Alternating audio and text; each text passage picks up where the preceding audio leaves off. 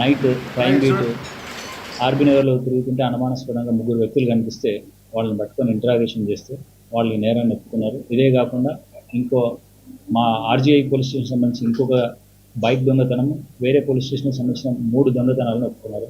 మొత్తం 5 నేరాలు చేసినట్టుగా వాళ్ళు ఒప్పుకున్నారు.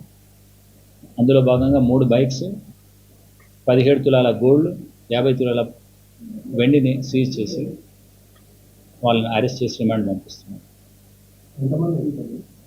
మొత్తం ముగ్గురు నేరస్తులు.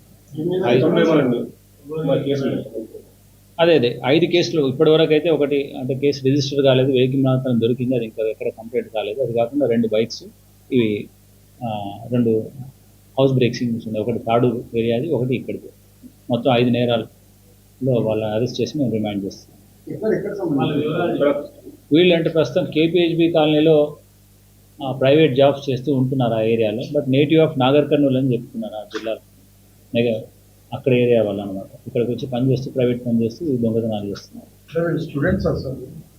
ఇప్పుడు స్టూడెంట్స్ ఏం కాదు, ప్రైవేట్ జాబ్స్ చేస్తున్నారు, పని చేస్తున్నారు. టోటల్ వర్త్ 18 lakhs ఉంటుంది. అంటే జల్సాలు చేయడానికి ఏవైనా స్టూడెంట్స్ కదా వాళ్ళు చేస్తున్నారు, వాళ్ళకి కొన్ని జల్సాలు చేయాలనే ఉద్దేశంతో ఆ ప్రైవేట్ జాబ్ చేస్తున్న దాంట్లో ఇన్కమ్ సరిపోక ఇవి అడిషనల్గా పనులు చేస్తున్నారు.